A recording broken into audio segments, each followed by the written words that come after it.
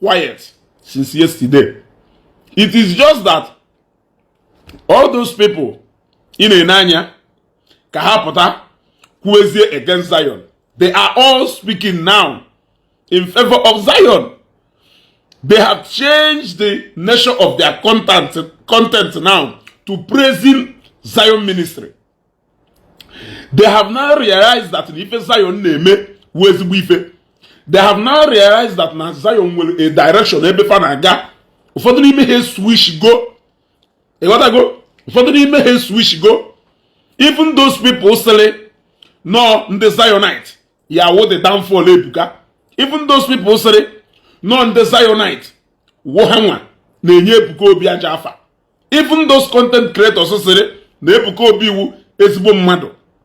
Kama no ụfọdụ the Zionite wunde na enye ya aja afa. They have now started celebrating those Zionite, those same Zionite ha na-ekwu no ha nwa na enye ebuka obi aja afa. They are now celebrating the doings of those Zionites. Is that not hypocrisy of the highest order? I told you people, you cannot be double standard in this life and you will not be looking funny. You cannot play double standard to this life and you will not be looking frustrated, devastated, and anything that ended with Yes. You must choose carefully and decide where you are standing for posterity's sake. Somebody be repeatedly na Facebook say na ebuka obi wezigbo mmadu. I don't know why you can choose to differentiate when you come to the Zionite. You will choose to take ebuka obi, they were here. Take the Zionite, they were here. When you know that without this one, there will be no this one. Without this one, there will be no this one. Mother be na Facebook every day repeatedly. Now go na evangelist ebuka obi wezigbo mmadụ. Kama no ụfọdụ ndị Zionite wunde na-enye ya aja afa. Continuously, repeatedly, even before some of those Zionite ọ na-ekwu, ndị American branch enye their donation yesterday. Somebody ebidogi celebrate even their donation in anticipation for that donation within the UK. They started, everybody, in fact, Makoma TV, everybody, the whole of 2 days ago till today, everybody is talking about the same Zionite who the problem of evangelist ebuka obi. People are celebrating them for their doings. Have you seen? There is nothing that will make you look so confused in this life than a man who is not stable in his decision. One day, honor dada, kuleba heku. Kama iye sieba hapuo, ke yali look funny. Why can't you stay there and look for solutions in which you can use to make that thing go okay for the sake of ifa and ekwifa? There are so many places in this life where you can never play double standard. That is why Bible whistle you cannot serve God and Mammon. Yes, Bible whistle you cannot have two masters at the same time. You cannot serve God and Mammon. It is more like a command and an instruction. You cannot serve God and Mammon. Or say, if every Mammon melezi ife, woye. If ebe God do melezi ife, woye. If ebe God do melaji ife, woye. If ebe Mammon melaji ife, woye. All clearly, you cannot serve two of them at the same time. You serve God, whatever thing, if you need use your own life and reflect. Let your own life be a reflection of how you want things to go. But in whatever imperfection that is there, be the reason why that thing will be perfect. It is an instruction. So you trying to say that nay not here or nay not here, or that you are living your life as a full blogger. Now you are forgetting that some of us, we are not just into food blogging. That is one thing you are failing to understand. A career bloggers like you. Yes. And the people like us, they say, na you do too religious. Na you religion nisi.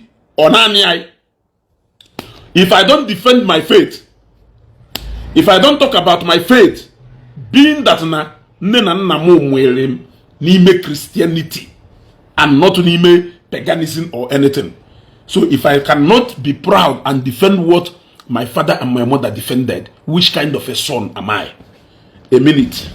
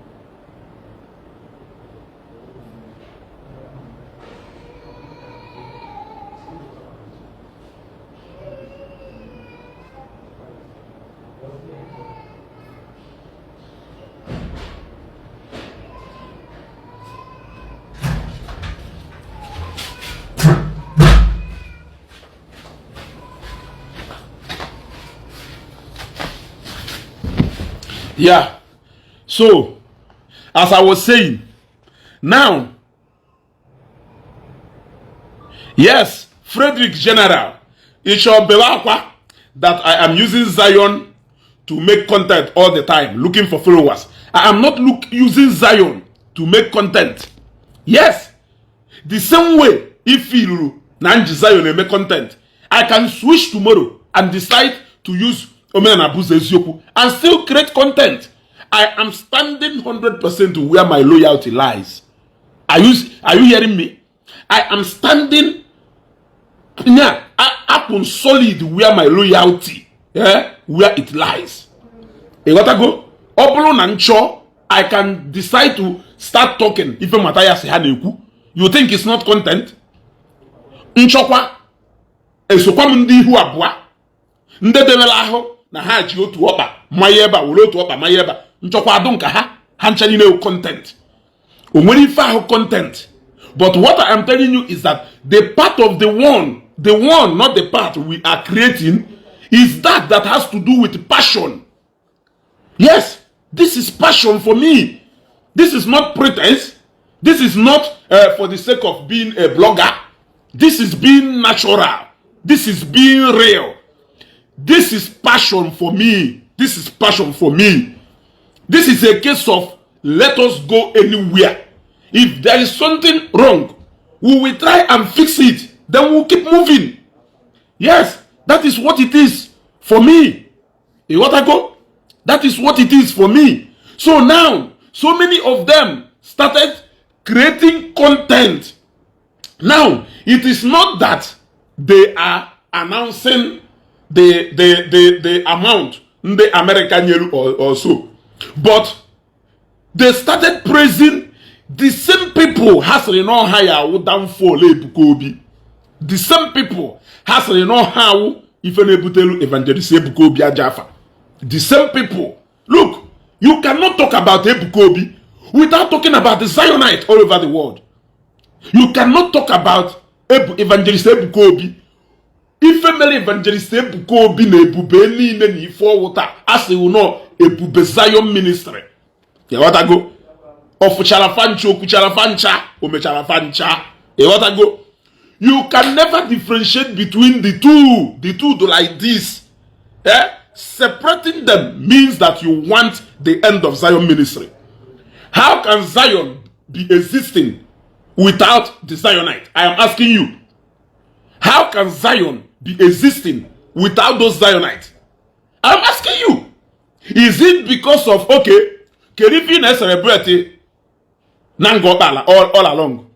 All those crowd of people, you are showing people Oulu Ebube and the glory of Ebukobi triumphant entry into Ngobala. All those crowd of people in Egose, all those efforts in Egose there, all those developments you are showing people, you are praising, you are trying to explain now the development agenda to people. Who are the people who are making it possible? If not those Zionites, it's a no the downfall of Evangelist Gobi. So that is why some people do not allow your belly to be driving you. I've said it before and I'm saying it again. You can be anything at this Facebook issue today, even if you stand solid where you are. I am repeating it again. You can be, let me repeat it again, in case of go. Forget about Facebook money. Forget about Facebook whatever thing. You will enjoy Facebook more if you are doing this creating content, creating it with passion of what you like. So be original, don't be fake about it. If you are creating this content without being fake, you will enjoy the kind of peace people is going to enjoy in this social media app. There are people like me who are enjoying maximum peace. Anywhere I enter like this, but people know what I represent. You don't need to mix it. Yes, people know clearly where I stand and what I represent. You will relate to me based on where I stand and what I represent. You must not have to change me into telling me that no, Ezugo, if you don't do this, you cannot fit here. I will leave. And if I have something to offer, you will come back and look for me. Because no Ezugo Wonyeya offer that thing in our shop. I don't know if you are getting it. Now, some of these content creators, they have it that no, before you survive in this social media, look, let me tell you, some of these content creators on Facebook, congratulations for the new car. Let me tell you, there are people who are blogging. For the name with 3, 4, 5 cars. They are not even celebrating it on Facebook. Is it that you don't know? All those people who comes and say, congratulations for giving me a new house. Yes, it's you people who made it possible. Are you not aware that with so many people they create content on Facebook today? Channel houses do more comfortable and more finer than those ones and they go sell. Yes. Basis in now I understand when it comes to people like Apama. Yes, those guys are career bloggers. They are not even bloggers. They are content creators because Facebook will give you an opportunity to choose the area in this social media space. So if you have chosen blogging, it is left for you now to choose the kind of area in that blog. You want to go? Now, if you want to do what some of our so-called content creators are preaching, you want to go? If you want to preach what some of those bloggers are preaching, that you have to be neutral, then you will do more of reporting blogging. What you will do is to report things the way they are. Don't analyze.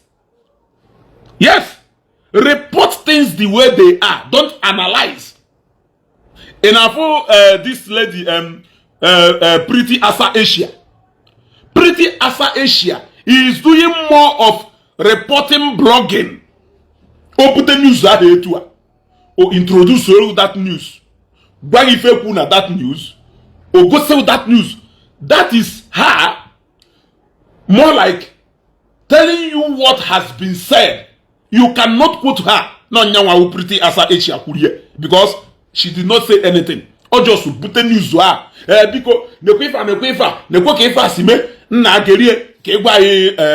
what you think. You see? But obulu ni Zulu, analyze.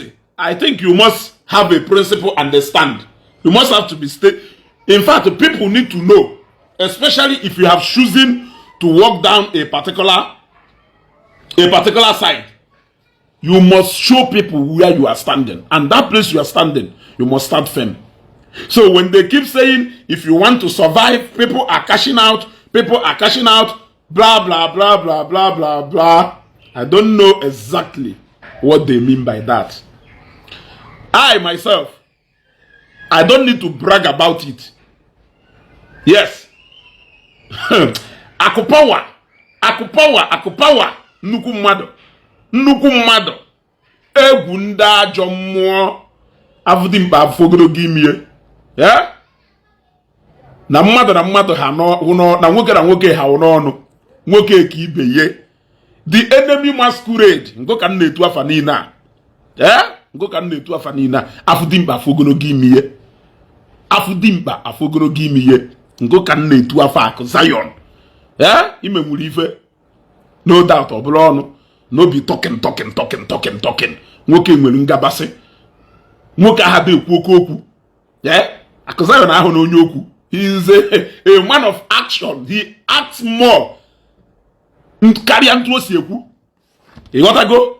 He acts more karịa etu o si ekwu. So, now, n'ime ha atọlugo ifugonu na ụgbọala go unu bidozie report mazie Akupawa. Akupawa. I greet you, sir. I want one simple message. Okay, plus through this your platform. And that message is that Ndi Igbo Zion where the traffic lights stop. Ndi Igbo Zion where for that where fuzi na ha game we na Zion. Mona ha game we had the Zion no. Mona ha game we had the Bukobi no. Mona ha game we had the back Zion no. Where we could keep as well. They Iri Zion. Oga nyere maka kwanda na ya ga ewe again. Ojo masquerade for na Zion si o ekwumi on air. Iku katakwa praise katakwa iru echi. Iga if for like that make allow. Like that make aga get cross for. Iga cross your so. Oh, you to go igwe ike masquerade je wete ebuko bi post ebe niile na eto ya na akpọ isi ala enyi na eme ntemi moloko. Yeah, just again. We're going to chance again.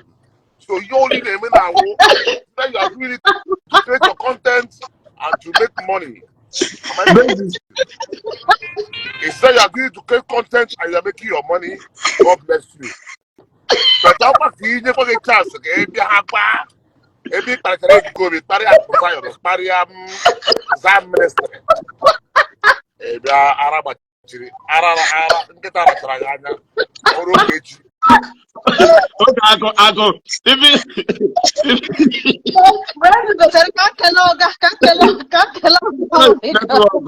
network adịghị nsogbu biko aka na love and light ọ ga-akụza ya na ya nsogbu ụnụ klik ya love and light biko klik nna asị ka mbata ka nkele ya. You know, akona akọwa n'ụlọ ọsọ kwewu akona akọwa n'ụlọ ọsọ kwewu guje buru signboard ndị Zion buru ihe n'isi na akwụgharị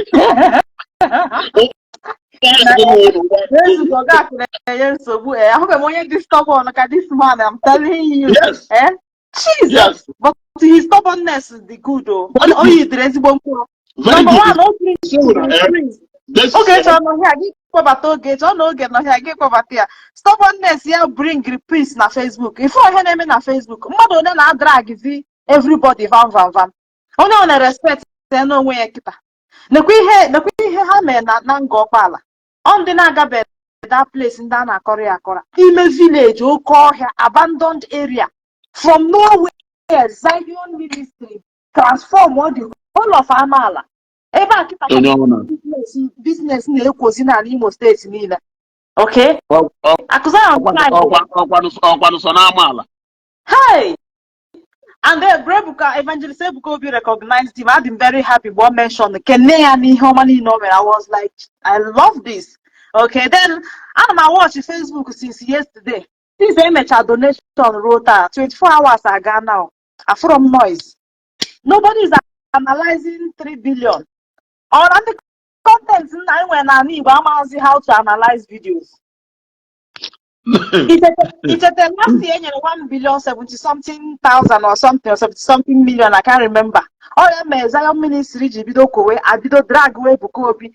Mandela na arrangement, ever get you gonna come one, say one on them. A lot of allegations. 1 billion 75 million. 75 million, exactly. Nke a bụ 3 billion, more than 3 times ihe nye last year. Enwe onye chọziri ma analyze kwa Ebuka Obi. No. But Hannah analyze enwe noise actually. But that noise you don't have the reverend fathers. I'm afọ ha.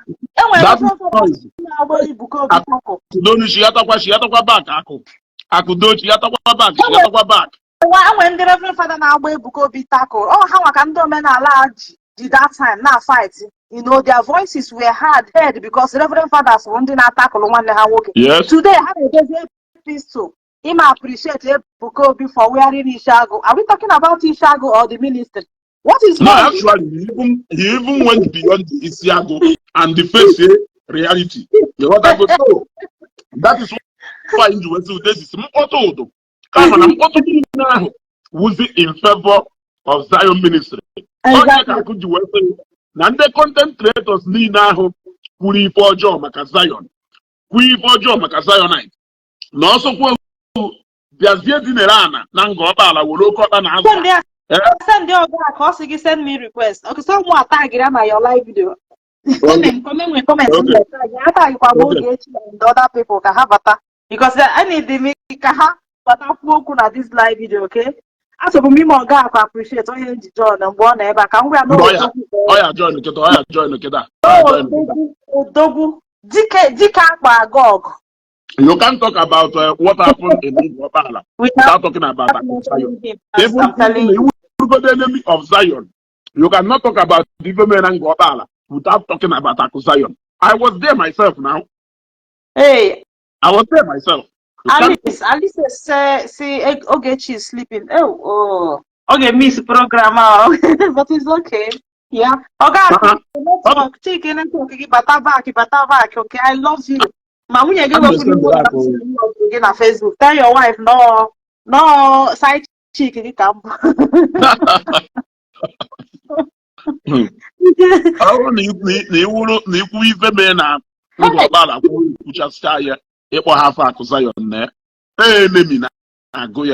then me I go where go ya video BT rafe. I like it Zion naga because Zion say no so cool no Zion video to do everywhere. No way is it going to draw near Koima because I'm Monte Shafia Monte Hava. Because I don't have a video, I must do travel. And when he can remember it is straightforward and reliable. You have to go, and when he can you know that again, everybody benefit of that. But the moment you notice in life that you are not straightforward and reliable, if you're not truthful, I will withdraw from you, and that is the end. You have to go, okay, maybe no way he from Zion is not forthcoming. It's why he's each other. Even did he continue now walk, steadfast in the case I see in English, now walk. One day it will come. Halfway because they carry everybody. It's a married woman, him and all the very responsible, him and all Kagema, him and a Diolo Kagema 1 million times. Singing now, this thing is not good. You know, people were misbehaving unnecessarily on Facebook because of Ngopa Zion ministry in Imo State. Keep the go, it has come to stay. Come for the next action, don't get take. Remain where you are. Akudo exit the program, but I go again. Remain where you are. Ever who stay there. Don't come and disturb this side. We don't need the praises, huh? No, not at all. Zion. We fly. We fly. As you know, we jump. Using the new slogan. We jump. Oh, we jet. My jumping is too small. Jetting. We back a jet in the shape move. I get change here to we jet. Hi, Amukasa Mamu 61 days on Facebook. See your call. Can you pay them in the buy? Ndị America si una si kwuo una si echere m ha echere screen record dosa phone m like this so una si kwuo echere na 2 billion ka a ga-akpọ ihe ọzọ m nụrụ 3 billion hey 3 billion Ebuka Obi abịakwasị ha na the money a transfer again since before the donation day 3 billion Kezi nke ọzọ 555,000 million. No, 3 billion, 1 million. So 1,550,000 or so. And the one onye na-ekwu okwu maka 30,000 shares sef. 30,000 shares. Obere ego. It's more than it's more than 20 million again now. I'm telling you, 30,000 shares. Then nwekwara another group where ụmụ nwoke na-emechi ihe ike few guys comment pụta nye donation ha nyere ma because of this 3 billion enweghị onye notice ya ha sị na ha ga-ebunye 2024 armored car bunye 2024 armored Hilux na ha chọrọ ka Evangelist Ebuka Obi prophet jiri Hilux na-aga na everything worth over 200 million naira mana enwe onye nụrụ ya just for security vehicle o ji aga n'ụzọ. Imagine. Yeah, the kind of man, prophet, and ụmụ gara challenge because he had access to social media. Ụmụaka Igbo forgot about respect, no moral, no respect for age. Because you got to One of na Facebook at Ebuka Obi, arrange miracle, and because he want access to internet. Then when we come out and tell you to stop insulting your elders, this one, through Jesus. Since you now through Jesus, what are your results in Igbo Land? Nothing. I for like a prophet Ebuka Obi. Most of the people on Facebook, what have you achieved in Igbo Land? Igaji Biana, why what to do for us to follow you? One full of truck of trailer of cement. Somebody said, na donation kanko. The US would add too much. The money is too much. Hi, Jesus. More God, can next year when it was 6 billion. Even when we were with this, somebody put us the Evangelist Ebuka Obi no problem. Not a good man. Man, I know the Zionite no problem, yeah. Now, the Zionite will problem you because now, in a party Ebuka Obi has not responded to you. Here with their crime that they should give way and allow people to have party Ebuka Obi anyhow. When I just say, so, when you namo come man or pota an outsider, an appalling nam, it's a woman. Can even go see that my loyalty to my father? Can even go see even not doing Evangelist Ebuka Obi in the picture, but not somebody knowing how to beneficial to you in different ways. We can be beneficial to each other in different ways. You know, in fact, even my very good friend, this is even as much as you work can't hear like this because friends I will friends who work when friends from wine. Anyhow. Anyhow, I will stand up to you. I will stand up to you. Now, these are the people now they defended their prophet. They say, Nandi defend the hand, they defend there. Nahama if had no hammer wouldn't they have bring the Ebuka Obi down. That they are the people giving Evangelist Ebuka Obi a bad name. Now, those same people, you forget that now. Whatever thing he needs to celebrate about Ngobala today on Facebook on page you see. Now even 3 billion, 1 million something now, he needs to celebrate since when you make content. Now one thing more than a PP, one, the chef work, not these same people in the group. Now I have bring it up down for Ebuka Obi. No how many Ebuka Obi Ajafa. If forget yeah, not all those people very far or the possible. Some people will problem. Some people will problem. I see it as a very big problem. I am like you okay. I have to constant. I am like you okay. Make a network. I'm on even my way.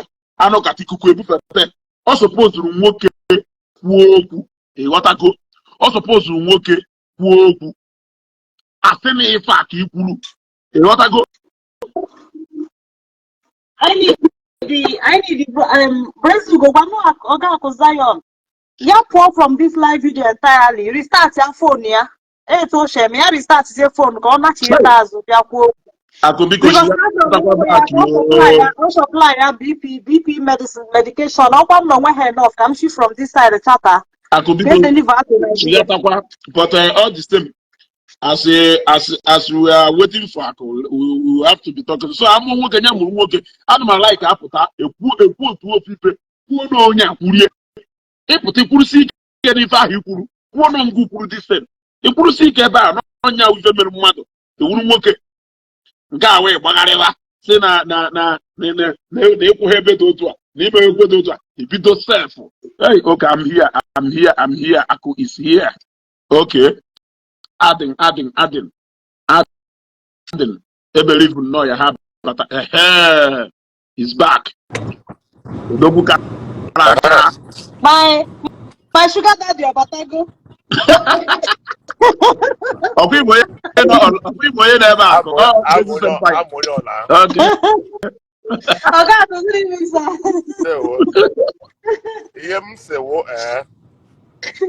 To make the long story short. Yes. I would make sure they cut this part. Best they are back.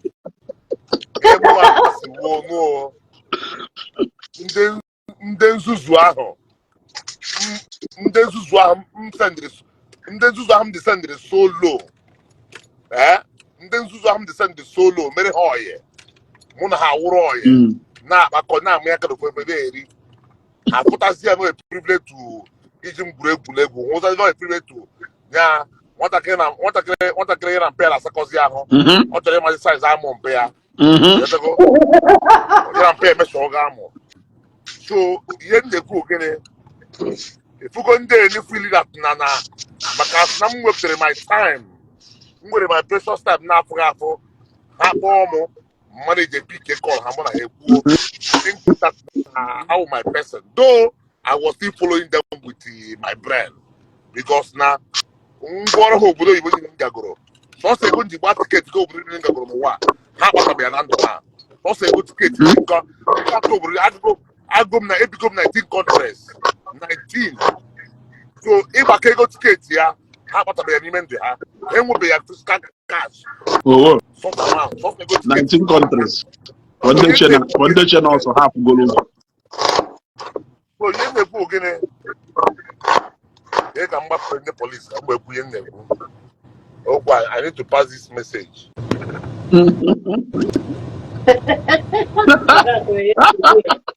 Oh, Chineke.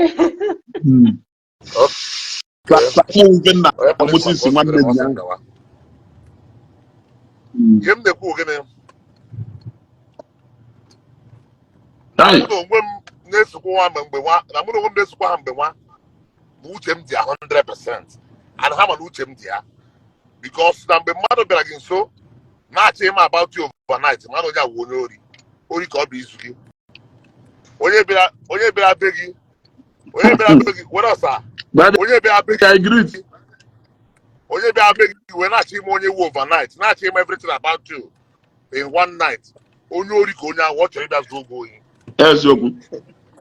so men for no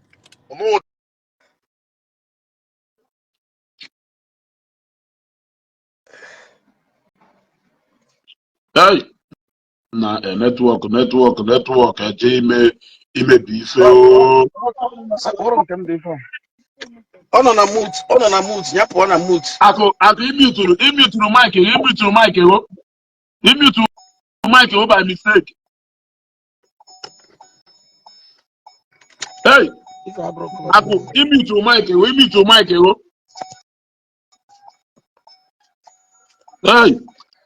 Hey, wow. Mute your mic, unmute your mic. Frank, Hey, somebody there. Mike, Mike hold up Paco.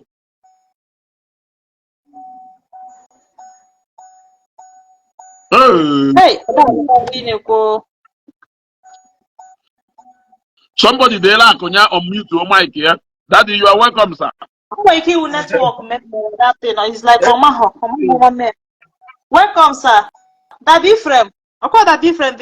Yes, welcome, sir. Welcome, sir.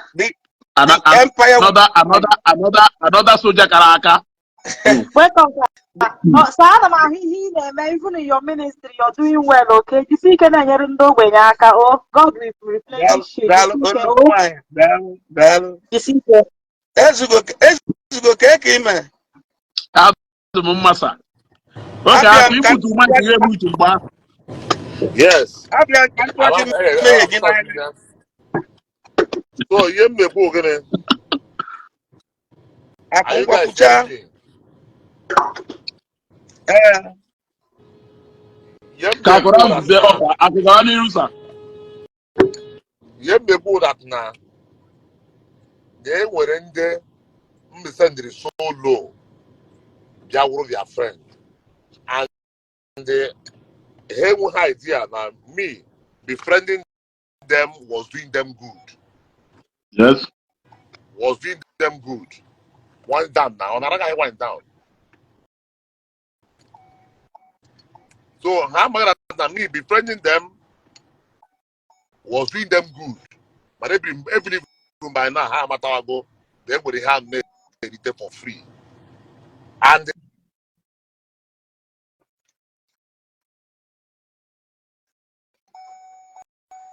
hey, ebe akụ na-agba ka netwọk na-enye nsogbu ebe akụ na-agba. Hey, are you hearing me now? Ọ na-eme ọnụ ka ya nụzie mana anyị na-anụ ife na-ekwu kịta.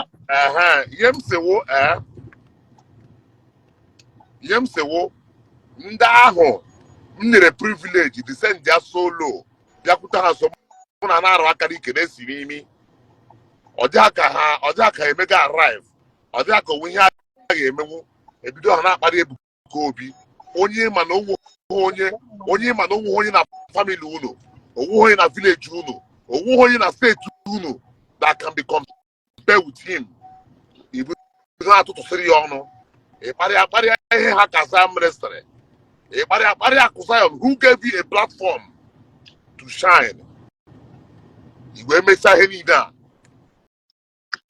ị nọkọtakwazie bịazie maka na emere crusade maka na ịhụ na Ebuka Obi what Ebuka Obi have done na nwoke onye ga-ekwucha nwụzili again.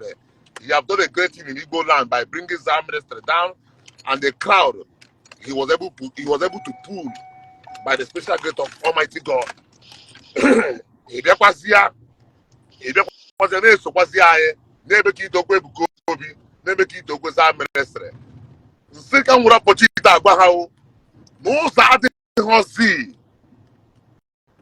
ụzọ adịghị possible iji ha chance again na mụ nwa akụsa kwurie na chance onwe ike ime again onwe ike imenata again that opportunity ahụ that one giant opportunity that time this side how many minutes do you have?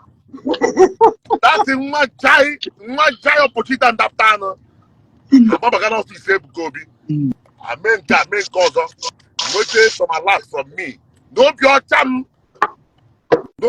m ịkpọrọ the standard n'ụzọ na fuel ego nke a enwe megoje gị ịkpọrọ ụkwụ ụlọ gị na-eme nke enwe megoje gị n'obi ọcha m wee fụtasị ya nọọ imekwa arrive awụ akụza ya na agwọ ị ga-abịa ịdọba mama na Facebook mee gị eche m ụnụ bịara m nso akụza ya na agwọ ị ga-adọga na Facebook mee gị ego because isi nke m adịghị mma ebe ọ nọ ka njọ isi nke m adịghị otu o si eme gị n'isi ọ na-emeti gị obere na nke m ka m eme isi nke m kacha enye m nsogbu so ọwụ na ịpịtọchala kparịcha ndị Zion kparịcha Ebuka Obi kparịcha akụ Zion wee bịakwazie Zion 30 billion nke onye nke nwa na BP we cannot accept you again. Exactly. It's a pure message. I am sending a direct message. Indigenous or no indigenous, Kiriko or no Kiriko, you can come back again. Exactly. Every Sabbath, Akusa Akube back. Osad Hosi. Emechim the key from the estate gate. Only from the house gate. From the estate, from the street gate. Yeah, but this Indian is email. Yeah, this Indian is Obey man, woman, we may. They talk home, maybe to get boom. It can't even get more than that over boom. Now, not here at all. But don't come in the back or drop possible. The back of my car will be Omi man. Message you the 100% clear. Ome, Malakusai Rano here. Now,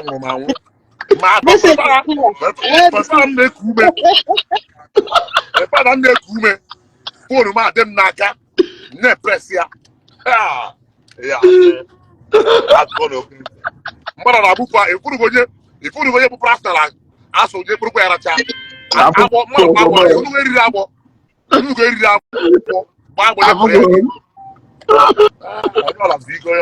to okay, just also a quagga. Onye ọbụla je onye ọlala kpọ obi ịmara ya nya ịmanụ nwa akwụkwọ gịnị akụsa na asị gị ji asị ngị ede asị ngị ransị ịkata n'ụra one day ya ọ dịghị ka ọ gị bịa ọ dịghị ka ego na-enye gị opere mpe ka ewuo m ka ego agbagote ara gbachie gị ntị ị na-akpara m ego zụrụ bita m ji isi ebugharị ebe niile mụ na gosi ebu ya dịkpa wa ga ya ara gbapịa gbagara dị ya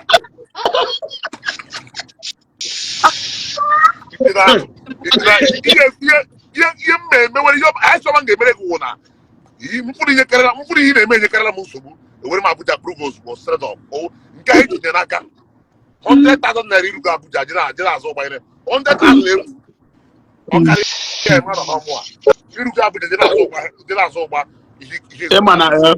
ịma na akụ Davis ọ nwere ofufe na-ada agwa ndị mmadụ n'ụwa ịghọtago apart from na you cannot be celebrating a victory with a part of ịghọtana you can celebrate it on your own. You are celebrating Ebuka Obi ka ọ wụrụ obi dị gị mma obi adịghị gị mma onye ọra mana iwe na-ewe gị ebe Ebuka Obi nọ onye ọra mana iwe na-ewe gị ikwuola na voice note ị mere eme secretly elikela openly onye ọra sị ya which is the most important Igbo begin with you because the guy man can happen to you. Yes. You know that you and I know that now you cannot separate our members from Ebukobi. 100%. In as much as you cannot separate Akosai from Ebukobi. Exactly. You waste the time, okay? And that is one of the places even when we carry a problem. In a way, if you are trying to separate that, if you are trying to bring that separation, you are making a very big mistake. Very big mistake. Akosai and Osa members, Ebukobi, Prophet Ebukobi Osa members, these three things are inseparable. You cannot separate us. Yes. You can never. No true Zionite can be against Akosai. No true Zionite can be against Ebukobi. Any Zionite who is against Akosai will know. Exactly. Only the story that Zion. Everybody ego. Everybody raw. So, yen neku ogene. Oye ya mother was that I have Ebukobi as I message. You are wasting time. Also, when I will get a day. Ako. No, nice. So we put vision now. Make it out because if our vision is very clear for everybody to see, the program they banaga. But of all the I told him for that vision today. Everyone at that promised land. I don't know what they are trying to portray online. No? I don't know what they are trying to.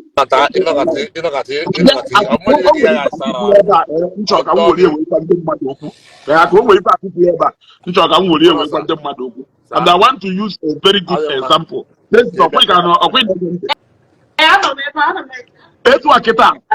That different on your ministry now.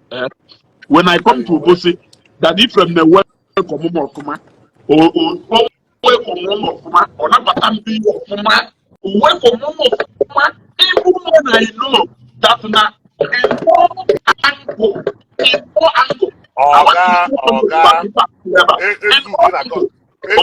nonsense. So I should take that as a privilege and not as an opportunity to insult it. The other go. He na call nonsense until you get his name. He na call nonsense until you get his name. Yes.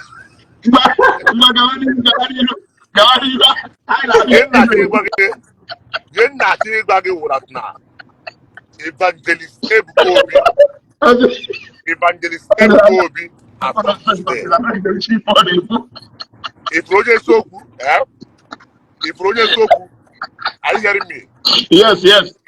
If Roger Soku, what he get more Soku? Exactly. If Roger Soku, I can't watch that. If Roger can't do that, Roger can't do that. But what he get? Namuki Aguagia, Namuko Ebukobi Aguagia was saying, you already did, but Bambo food is so good, yeah. Bambo, yes. Oh, yeah, the first day, better. Oh, yeah, the first day, better get better working. Bambo food is so good, man. Bambo Funa Kage Georgia. Bambo Funa Kage Georgia. Yes. Forget everything. Everything, man. The praise so good. When you get more so good, what? You all must say, you when you get me out of what? So, anybody, you need a prophet go be good. You need a prophet go be good, but I'm messing. Oh, one of those is and Kaka one be done. Because so, you can't be talking about my pag, but I have to go. Yes. You can't, what am I, what am I, what about you? My day, you want side chick, a pop that.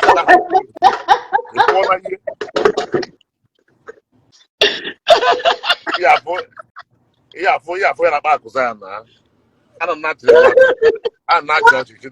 Jesus Christ. Carry out so move when I get government, when I go born. You never go Osmos, boy, okay. 100,000 you got.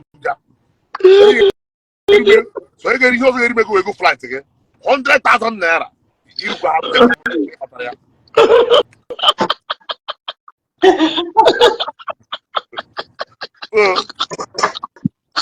Give me a cook in it.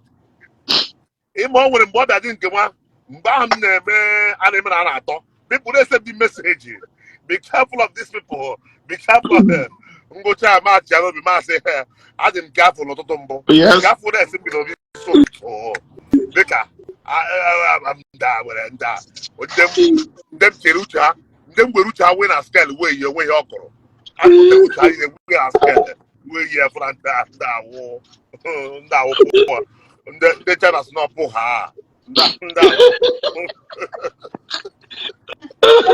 for her.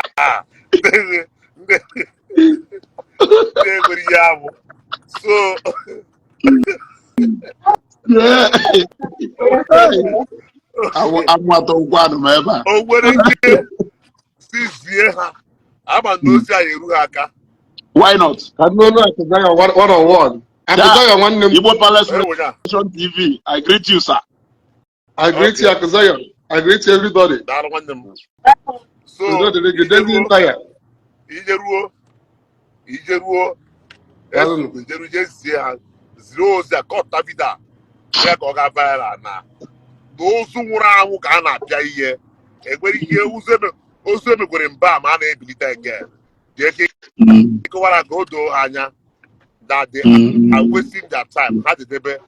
You cannot be a double standard man. And exactly. He died,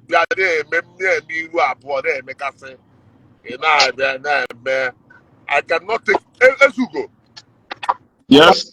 I go away my bomb came where.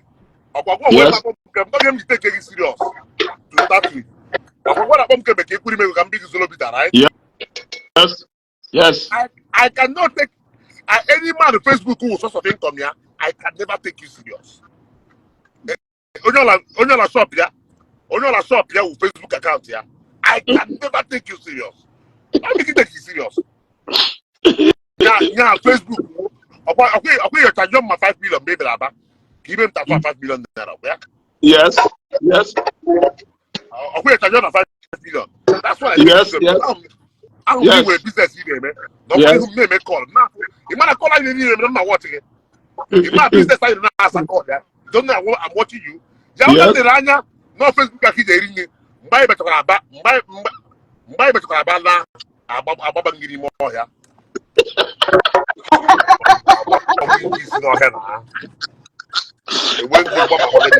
But I didn't line up. You're not call. I put you go. You didn't receive a lot. Now the mark. You didn't 5 million. Now we buy. You remember that I go. But I can't think of my about. Yeah. Yes. Yes. Yes. Exactly. So you go again. You don't necessarily full on Facebook. Go no put it tweet here. Facebook you get $300, $400. You wait any. Muna go tell that the thing even chilling doors. Iri Ji get down. Ọgọmụkwuru na program na akụrụ reject dị ego reject. Akụrụ reject dị ego reject. Na m na-ekwu ka m weta ego eweta. Akụrụ asị mbụ.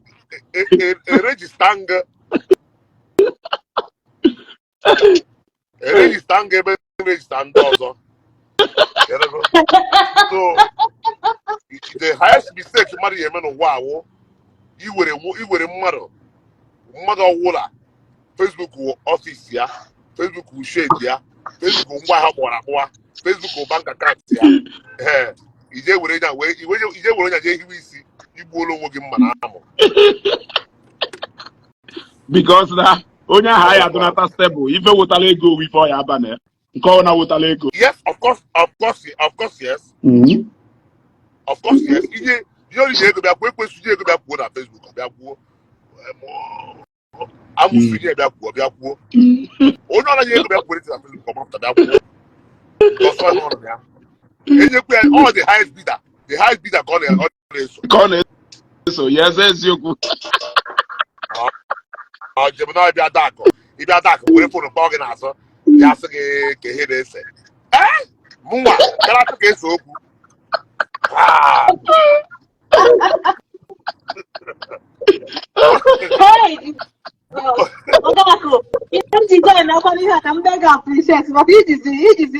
Monday ham Igbo dị too sharp and too big. Akụbụ Monday ha maka na bụ wee bịa taa.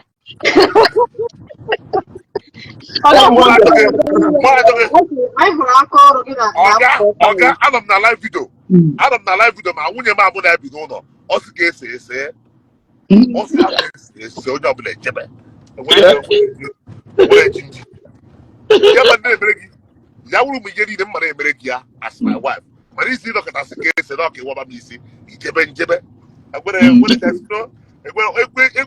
onye isi a na-atụ themself nwunye m na onwe ya m na-ebido na wode katabaya onweghị resere mụ na ya bụ mụ na ya dị na mma ọnụ katara igbe onwe ya ọnụ kataba anya so ya na chi ya ma ihe ọ na-ekwu n'obi onye katara asị m agbara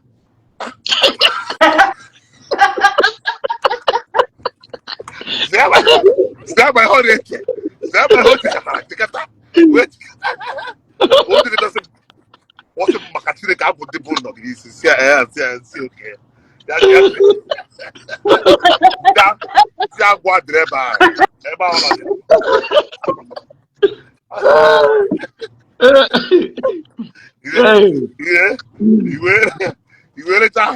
iwerecha trọbụl onwe ya bere ibu m ma ọnụ saga na ihe agba nke adọpụta gị mụ na gị ndị nnukwu akpụ ụkwa bịa tiri ya mụ na gị ọnụ ịkọwazie ihe m mere gị. Kere onye na-ede akụpụrizi accept J back. Onye na-ede this thing here. Onye na-ede this thing ebe a. So this kind of comment may ignore. Just leave it. Ihe m na-ekwu ogene Ezugo in conclusion in conclusion bụ at this point in time Ebuka Obi enweghị enough people that is hyping him. Yes. Anyị is hyping. Exactly.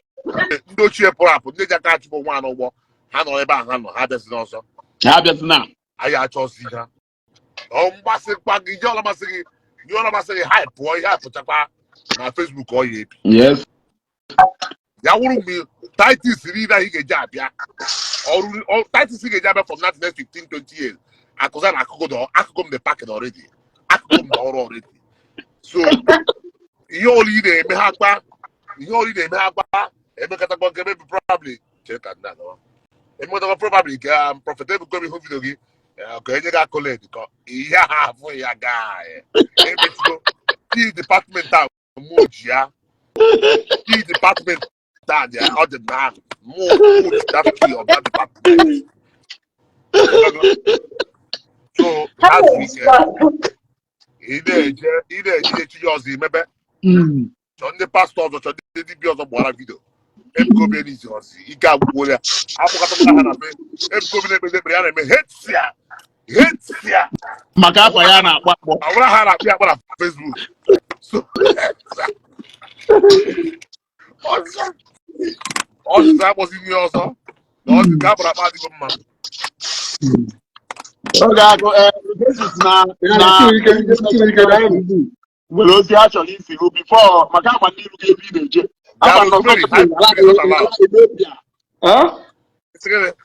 mgbe Igbo Nation TV ewere iwe ka Desis buru ụzọ Desis dị na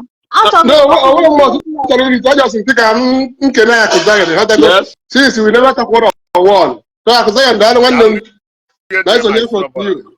You don't emegori send go to mo phone number WhatsApp number na inbox. So why do ka mụ na Igbo ka m tikwa gị na scale. Udo dị mma daalụ ha that's agba ngị. Enwere ihe na-eme daalụ number gị. Okay. Desis ngwa gaba n'ilu. Ọgakụ, abịa m ka m kene gị n'ihe ime. Number one, starting from Facebook. Ọgwụ a mee Facebook ji jụọ oyi. Since her last year, at least I used to get on Facebook. Enweghị onye na-adrag anybody. Okay? God bless you, sir. The secondly, ihe ruo na nga ọkpala Jesus. Ọ dịghị izi. Iwe true son. Iwe trustworthy son. Ọrụ m na nga ọkpala ekwesịghị ka ekele m. Because na orubeghị Ebuka Obi na-emere Montaigne. Yeah, but don't come back. Ọ dị mma.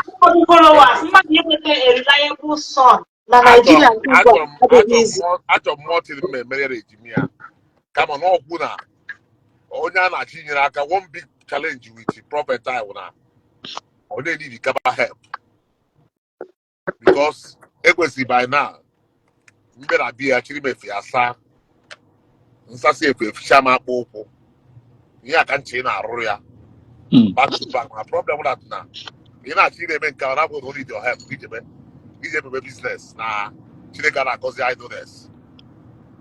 Ebuka Obi only prophet ga-agwa okwu a ị ga-anọ pia nso ọ sị gị jebe that God don't bless idleness. Go and do something ife bebe you gotta go sometimes ọgbọkwa das ndị kịta gbajikwa si ga erebe zolobitas jebe ebu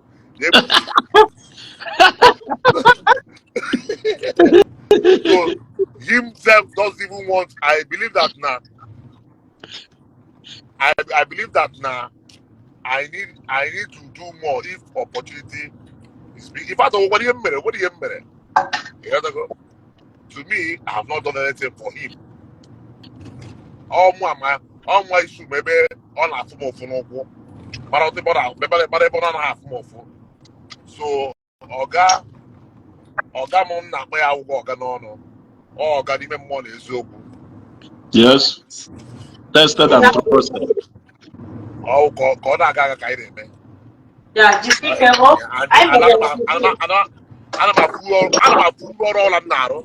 Because so you're not going to be Chileke. Chileke not going to be. Yes. That's just a simple truth. I don't know give me the back. Come and go look at us. I'm a go look at us. Big man on here. Now I'm up and down. I didn't go look at us. Even a man that Zolobitas the one my motor hello to my better in traffic. Even though traffic I don't drive a baby. All that is not trying to go from that, but I was a POS. All that is not trying to go. had the traffic and and already go tina about 200,000. Part of it traffic. So yeah, the poor there's a bit of them. Yeah, Jisikesa, even if I am Mr. Kamada, but we still appreciate you. I like the him, and I would love it today. Yeah. Yeah, so I'll make a for recognizing me and align with me also and identify with me. So thank you very much. I'm also seeing your good work also. You are doing a very good work also. Yes. Even Bible says Exactly. no it was not Exactly. appreciated or didn't negotiable. Bible says no Zoom me no full stop. Yes. So once you are doing what is right, I address that man. Every day. Monday Portuguese. The Portuguese every day. When the man asks, I go far and near. I can carry her. Express the Portuguese or walk. With them get the French or walk. With them get English or walk. With them get the Hindu or walk. With them get the Urdu or walk. With them get the Swahili or walk. Ask me, I'm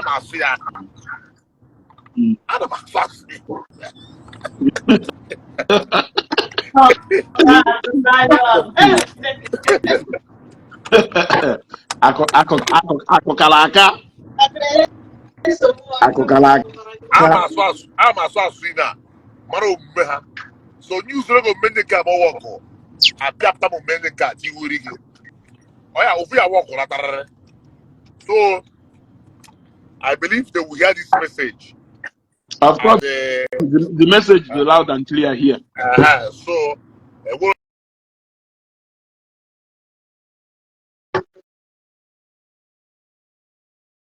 Hey. Network ya bụ na o ruo n'ebe ọ na-aga so Brezugo Yeah. onwe ndị ọzọ chọrọ ịbata ịkpọbata ọnụ ha na ọ ga-aka efuchego ka ndị ga-abịa abịa ndị ha maka ha na-abata because ụdị program a kwesịrị Ako mecha join the meeting yeah then. Okay. Na network Na nnukwu mmanwụ nọ n'ọgbọ.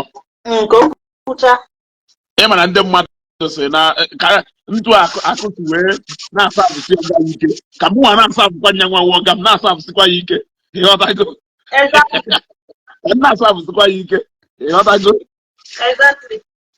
akọdụ gị mutu Mike ego ọ na-emekere mistake okay ọ dụka ọpụgo gawazie gaa n'ihu Dezis o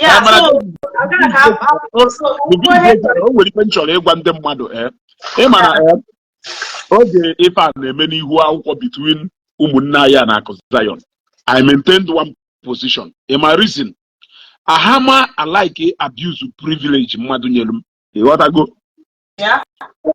I enyere m instances with somebody that different if you know how it is for people to cross that gate here n'obosi ịghọtago bata n'ime compound ya owuzie nke na-esara o recognize the arrow ịghọtago so instead of you to abuse that privilege onye lugwu woluzie because no nabatara ube because no ya atụtụrụ phone kpọọ ọ na ya akpọ na phone opike ya ozugbo that is enough for you to come out and insult him anyhow Adama like that kind of abuse of privileges if not for anything imechi ọnụgụ na-akpụọ ịghọta na imechi ọnụgụ na-akpụọ silence they say is golden if you don't talk people will not hear anything ịghọta so etu anya wụ nyarụ moto ruo na gate ya na-egbu horn awine one down ka ndị mmadụ na-afụ na nya emegheri gate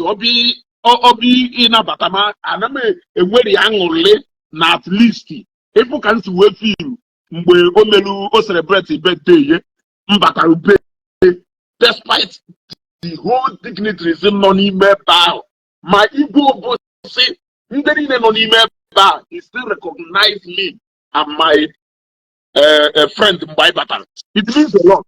He will see eje mebezie na kuna or mebezie. Because in Afia na Facebook, he does yes. Akuzayon. Amohom even will ike somebody look at these people.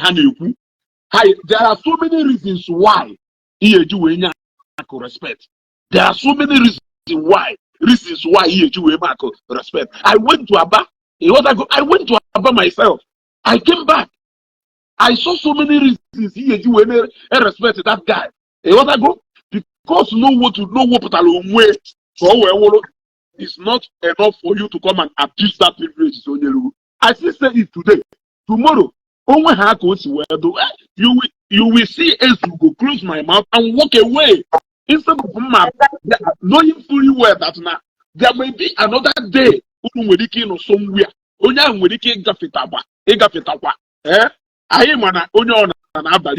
But let us understand that in the society I know today, there are people go in advantage position that there are so many things they can do for you. In fact, before even go you even be pleased and happy and count it as a privilege that Naha accept or he receives such kind of assistance from you.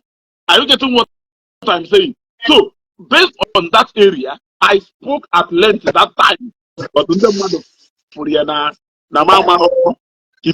I also have people who respect me, who place me in the high places. I also have people who I will not be happy if I see them tomorrow. Because you also have such kind of people, David. Am I lying? Yeah, sure. Yeah. So all these things I know on Facebook or don't I say na mmadụ mo or na mmadụ just na-ekwu ife adịghị normally ekwu. It is not immoral. It is stating the fact and obvious. You shouldn't abuse privileges. Some people yellow. This life, you don't need in this life. If anybody know in this life that does not value friendship, yes. Friendship, anybody for in this life that does not have regard for anything they share before, that friendship, he or she cannot remember. The person need easily to come outside to insult you. Avoid such people. Too much. Run away. Stable, not stable, and any friend naga protect mugi in secret, like on never and when I said people are not tarnishing your image. On your or join in that thing. Avoid such friends. Run away. Run away. You know, Facebook can go to a lot of things. The moment I notice, especially when you were content creating a page, notice here a little atom of untrust in you that I cannot trust you. Only whom you have, that is the end of me and you. Yes.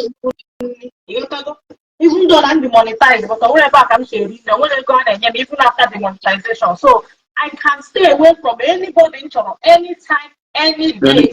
Facebook. I can survive without anybody. Even like that, I'm used to say. Even in this life, I can survive even without my husband. In as much as my marriage is important, my husband is important. I can survive in this life without even my husband, as important as he is. Yes. I want anybody meet in a Facebook that's important. I can throw you away anytime. Yes. You are not stable, whether you're a man or a woman. That's the end of me and you. Because I've been very straightforward. I don't make it matter for nonsense now. Yes. I don't discuss my friends with other people. I don't accompany friends more in public. You also I'm gonna get say no one. As soon as I'm gonna get a group of friends before that is a local video. If I cannot confront you privately, I won't talk about it. That is maturity. That is maturity. If I can't call you privately to complain, to tell you that him and I like him, or if I can't send you voice record, Imam can about you in public. Any friend That is maturity. very comfortable to come out in public to bully another friend was never a friend before. Avoid such people. Little misunderstanding, little misunderstanding. If you don't drag away, drag work or join. Yes. Everybody put on a maybe if you don't want like I will now, okay, you want the same fire why I don't have.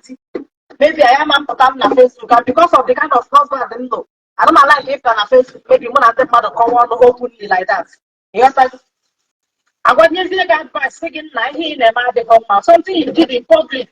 Like it stop, it was here man as in like I don't understand this openly with my picture addressing me as only lady. So the privilege to know me, to meet me one-on-one. Imagine. On a Nigerian setting, at the level of ego need to talk on a monthly basis without struggle. As in the kind of ego now but my account every month now control as a married woman. All on a Nigerian environment. With my husband, then can you have anything to do with me like you get with them when I get together? Nigerian environment. The mother is 300,000 followers. We are Nanakan. Or you 300,000 followers. All the way equivalent to President in Nigeria. Because I create content, I have to be humble. I was accommodating everybody. Can I please say you be too arrogant? It's not as if I'm a rich woman, but at least the level now in my life, I can comfortably feed myself. I'm on my level. I probably not like a in age. I know you. This I know you. I know you. Facebook, page. You want to say I'm a nicer. Even this one mistake, even people, ordinary, for the sake of Facebook and for the sake, for the 200 or 300,000 followers, they will come and insult you. They will come and talk down on you on Facebook because man on Facebook. Hey, what I go? Look, respecting friendship is something that you should learn. No problem. Respect friendship and respect people. Respect people. It is very, very important. Respect people. It is very, very important. And there are so many reasons. Now you're very good friend, no when a lot of things when you present it to the public, especially when it is you doing all the talking and not the other person. You gotta go.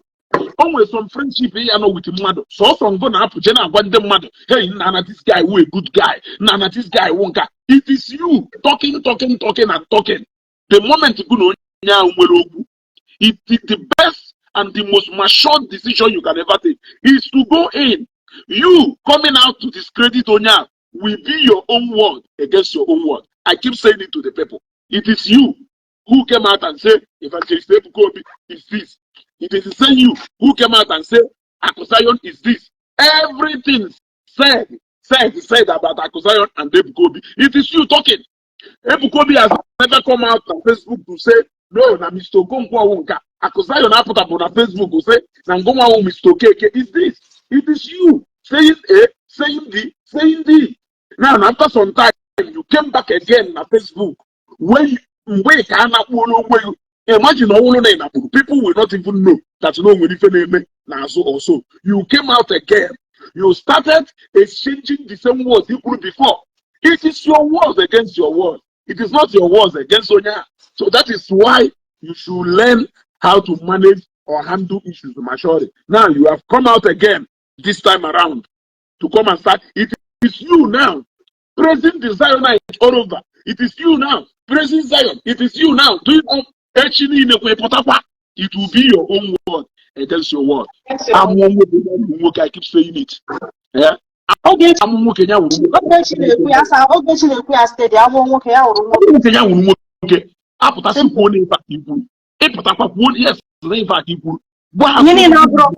Everything is not supposed to be content. Sometimes you value friendship more than content, more than money. You know, you don't have to grow at the detriment of other people's pens. Yes. Yeah, but I call about people on our talk. Yes. You know, I call how you teacher. You even cook up lies against them. And I got that. Be happy. Yeah, I have 300 people watching me now. What is the content you're passing out? 300 people do not watch it. Tarnishing somebody's image. You see? Tarnishing somebody's image and not watch it. At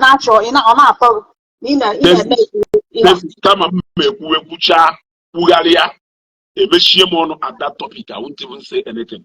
Facebook, you won't hear me say pen. A machine come and make na Facebook. How many before I end the video? If I'm not to watch Korea, then if I'm question in it, change everything filming me at this video.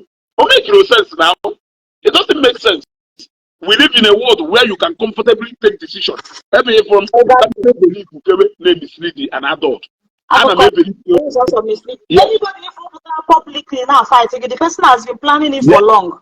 But when I show you trigger that insult, those here one side and the person has been talking about you behind your back for a long time with Ndoti. Exactly. Men and go ball everything and all that. You know, if the whole today go video. It didn't start. They were looking everybody who don't marry publicly like anybody who tomorrow prove live video now drag it breast will go maybe join you understand? That person has been looking for a way to fight you for a long time. You know what I mean? Then they will just not military career before the person will come to say it. Avoid such friends. I don't think he can make them know one mother meg will do you know the again as friends. Don't ever. Because when I want the poison, not getting the poison in war. Exactly. Exactly. Anybody can disgrace you publicly can get you you walk. That is you. On the onya is you kwako mmiriako. Yodana is you kwako mmiriako. Hey, this is thank you very much. DJ Fashion Control. Come on, Ezugo.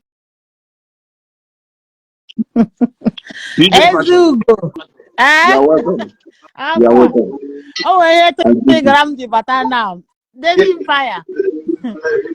Mama! You my love. Chief, because of one yet to the chief now the state. Only you could imagine me what I want. But the way you could not come butter here. I swear to God. So if the woman has then welcome strength. I will cannot tell because my boy is open our Exactly. It's open. You know, we're a very intelligent word. It drop all the small, but it can fly like a rocket. Anyone, Putarano, fight. Yagi did not start that day, not plan here. No. More when I get a matter that dinner, my yana katana give me a ya waputa pian. Oh, to go na chino sago, choosing he get three guy waputa. And that is the people that also group have plan no.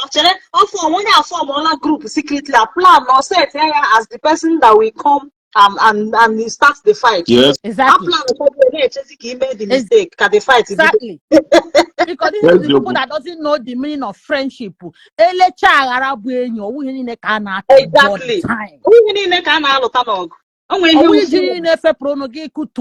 When you have somebody as a friend, you let do something, you can't keep anybody as a friend. That's true. And don't ever go back to anybody publicly get your friend fight. Don't go back to that person. Yes. An inside enemy. They pretender. All that word trigger. When you know na Facebook and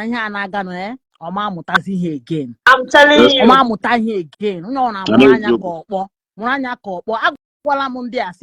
Believe what you believe. Believe do not even the Christ himself never criticize any religion. Himself welcome everybody in the household. You understand? He can only preach to you to follow the light. He would never criticize you. You know, and I don't conduct everywhere. Believe what you believe and leave others to believe what they believe. With time, time will tell which one is real? Who are you to judge? Who are you to judge who is serving the best or not the best? You know, it's only God at the end time will tell the people that call his name, whether you're Omenala, whether you're a church, whatever it is. When the time comes, the time will tell. Okay, look at what this man did. Since 3 days, this is what we've been preaching for years. How can we bring us home? We need to go home. Mandino Budo Ibo, Mandino Africa. You can never see my investment in anywhere now in the East. So, right from origin. Right from my father has been preaching that to me. Lagos, Abuja is zero. And this has been saying it. Almost investment actually that will You know, can you imagine? Look at this man in the tickle of eye.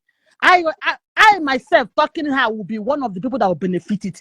My hotel and the build just 25 minutes drive from there. Imagine. Yes, I don't get it now. I want man I again because I have on my face another private project. Imagine. Yes. Even do you know that people were calling me to even lodge in that house now completely? Imagine. Also can have people had their head. Just I am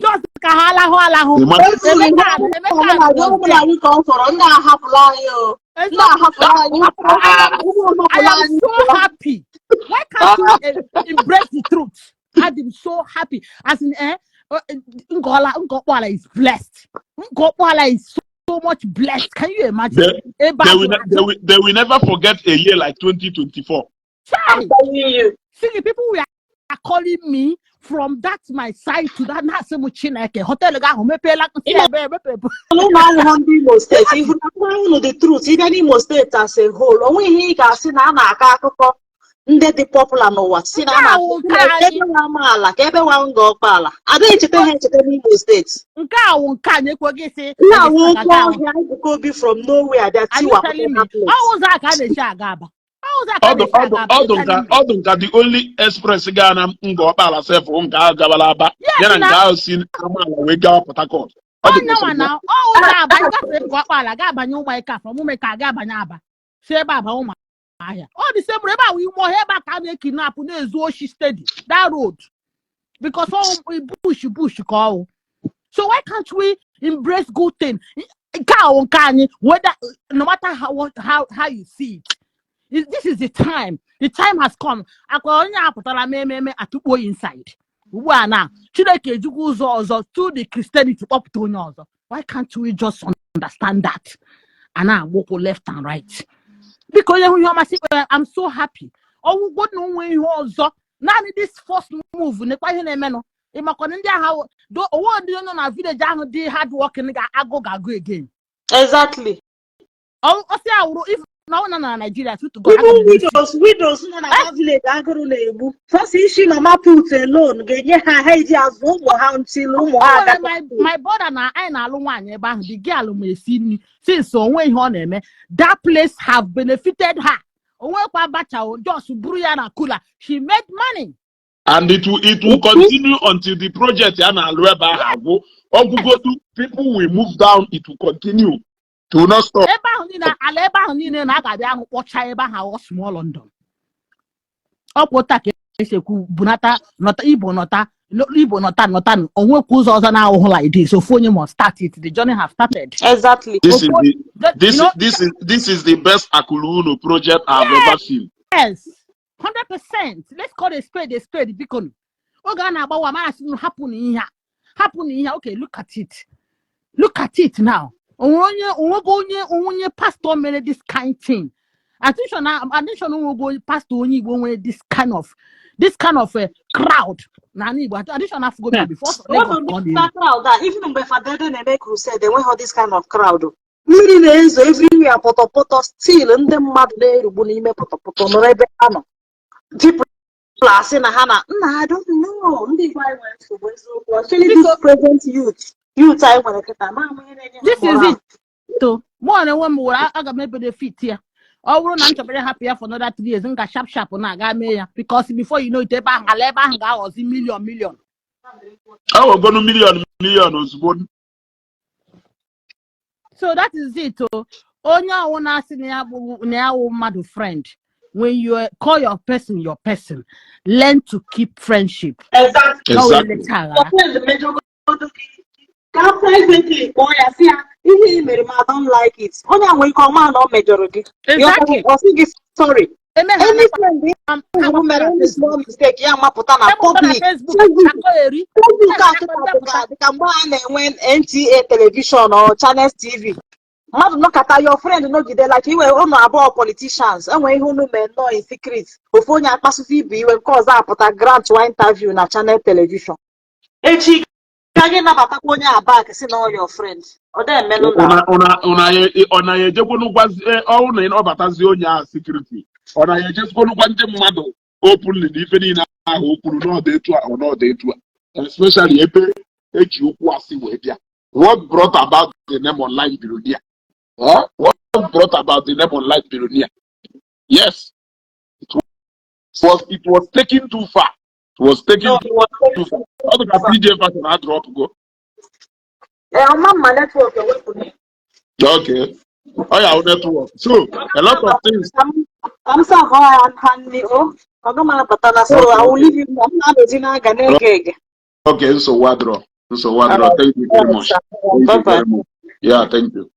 So you see, so if a message ya ko try le pass ye ba una. If Adro in a moto, what I go? The vision was clear.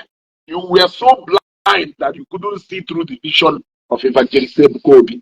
Yes, you are so blind that you couldn't see through the vision of Evangelist Kobe. You came, okay, what, especially where you saw that the first people video we launch attacking and this is this one at the first person. Despite when you came back to them, they still welcome you back. They welcome you back into their midst.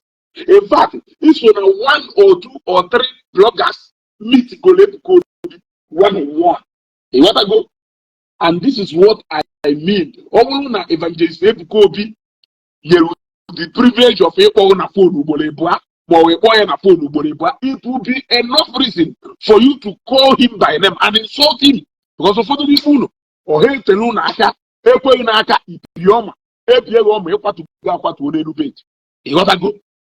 You came there to do your online business. You came there to do your online business. You gotta go. Now you were not even doing anything in it because of God. You are not doing it because you buy into the idea and vision of Zion ministry.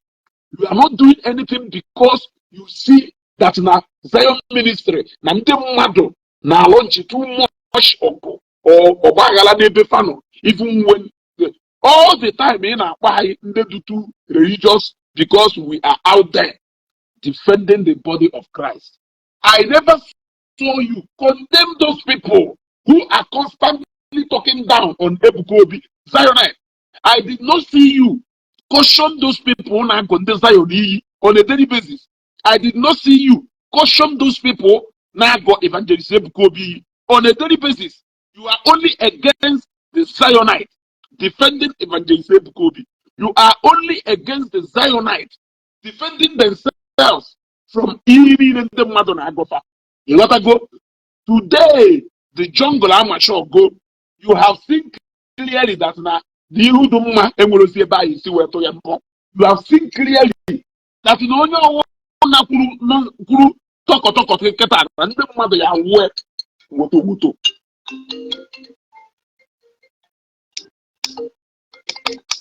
Hello? Huh? Okay. You gotta go. The truth is that now Obulo Ebenine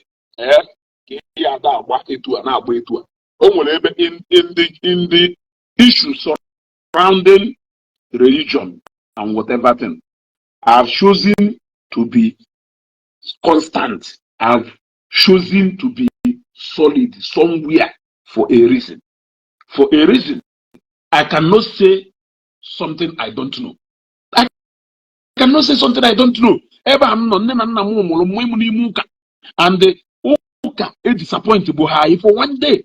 There has never been anything I pointed at. Say no, Okamela, I do. No, it has never disappointed us. I wonder why you want me to come tomorrow and start talking about another thing. I cannot do that. Because now I want to because now ego. That is not enough reason for you to say that we are too religious. You want to go? That is not enough for you to say that we are too religious. You started branding us naive to too religious. You started branding us naive. Who can he see? Yeah? May God forgive you. May God forgive you today, every day. And the Zionite, every day, Ndobi Onubu, every day, Ndeva. You have seen what Ndobi Onubu are Melnangobala. I'm Usha Mori in Ese, and all on TikTok. But I'll go to TikTok soon. Yeah? Every day, Ndobi Onubu, every day, Nde Zion, Nde book and Isi, Nde Zion this, Nde Zion that. Somebody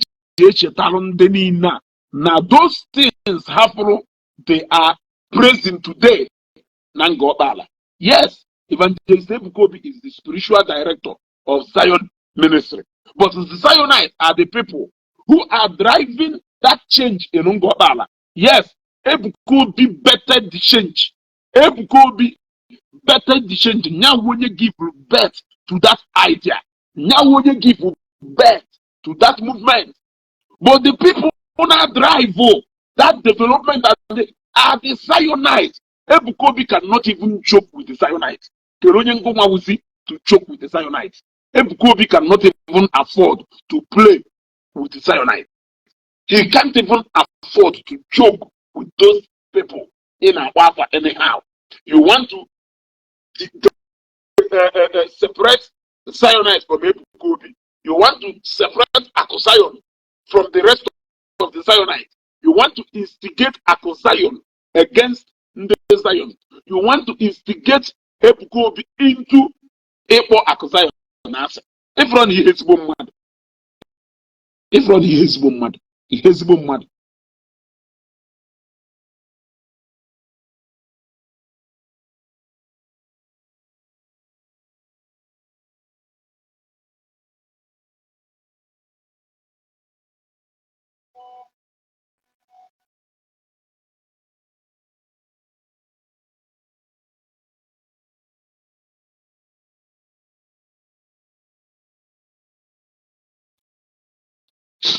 If run he hates mad.